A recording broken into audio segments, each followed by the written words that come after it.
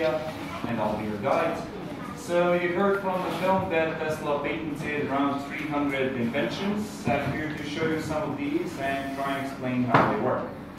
So we'll be starting off here with the induction motor. But before that, maybe some of you there in the back can come inside, maybe stand along this wall so I'm going to manage the crowd. Some of you, a couple of you over here.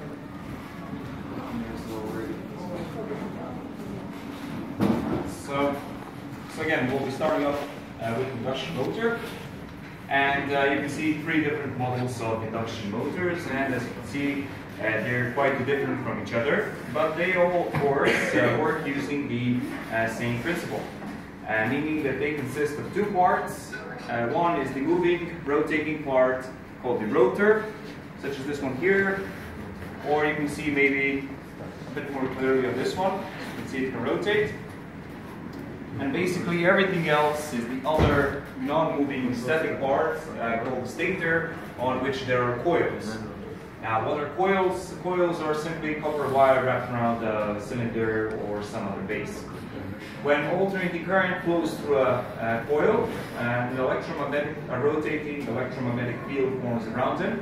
And because the rotor, the moving part, is inside the rotating electromagnetic field, it will of course start rotating along with the field. So that's the basic principle of induction motor. It's one of the earliest Tesla's patents and one of the most important because induction motors have very widespread use today, probably more than ever. Now, this model here, closest to myself, with this strange metal egg, is probably the most interesting out of these three. Tesla made it for a science fair that was held for the 400-year anniversary since Columbus discovered America, and he named it the Columbus egg. Now, the Columbus part seems pretty obvious, but why the egg? Well, legend says that before Columbus went on his journey, he of course needed ships, crew members, equipment, money, etc. And for that, he turned to the Spanish queen at the time, Queen Isabella, who agreed to provide Columbus with what he needed. But on one condition, and that is to solve a problem, to place an egg on its pointy top, so like this, but without the egg falling on its side. Now that seems impossible at first, but Columbus was one very clever man.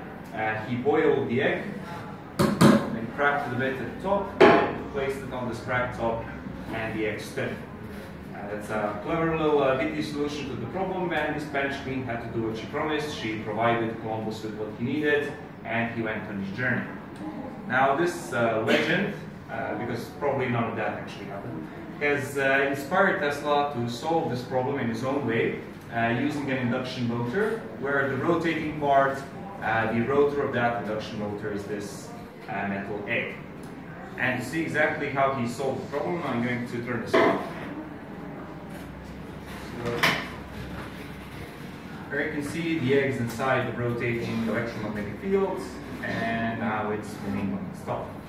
Okay. Can you all see it? So,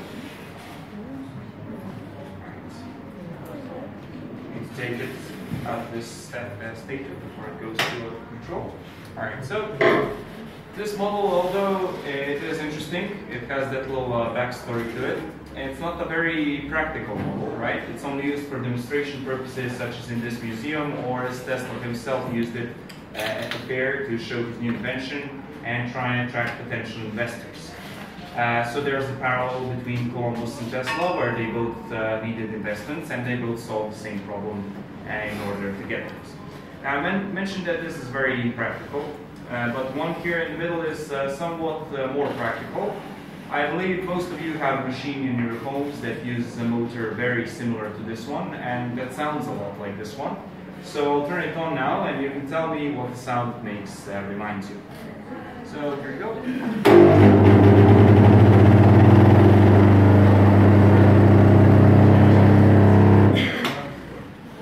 Alright, does the noise sound familiar? Washing machine, yeah, exactly. It wasn't too hard. A very common household machine, and very recognizable noise. I think you agree. Yeah? Yeah. Yeah, again, washing machines, drying machines as well, right? They're also used for blenders, for fans. The one to your far left, there is used for powering electric cars. For example, smart cars or Tesla motors. Alright, so Tesla has, at this fair, at the Science Expo, attracted some investors, namely JP Morgan, and has a couple of years later worked on the first hydroelectric power plant on the Niagara Falls. You probably heard from the film that Tesla patented 9 out of the 13 inventions used for constructing the power plant, which of course brought him a lot of money, and with it the financial stability to do work on his other projects. So how it works, the principle, the physics behind it is actually very similar to the induction motor. The generator of the power plant also has a rotating part and a static part, so a rotor and a stator. But the process is of course reversed.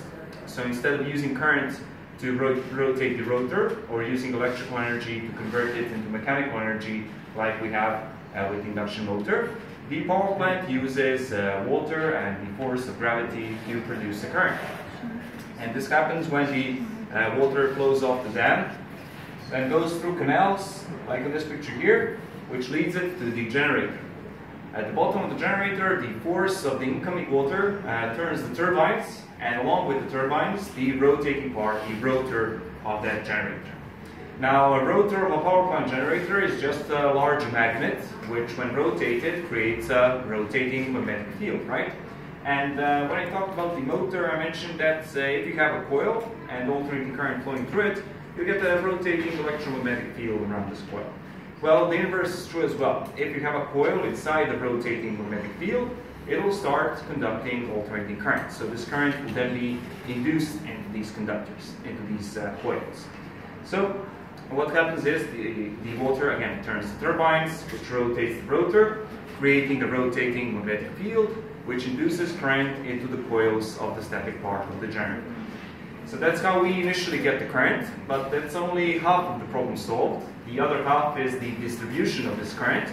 And the problem with the current generated in this way is that it's of a very low voltage. And what it means is, if the current was distributed straight away like that, a lot of that energy would be lost in the form of heat in the power lines. Because voltage to a current is much like pressure is to water, so there is not enough voltage to push this current through the very long and widespread power lines.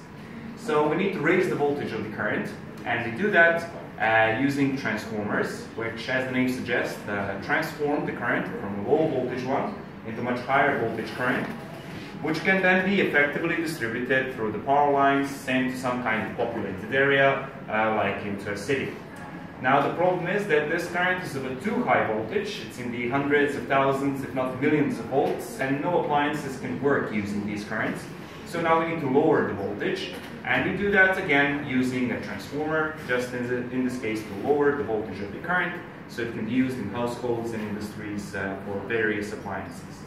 This lower voltage, the one from the socket, is 220 volts in Serbia, which is the case for most countries, 220, 30, something like that.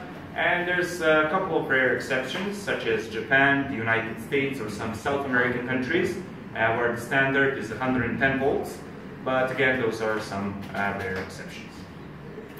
Right, so any questions regarding the motor or the power plant or any of these things I've mentioned so far? Columbus, whatever? No? All right.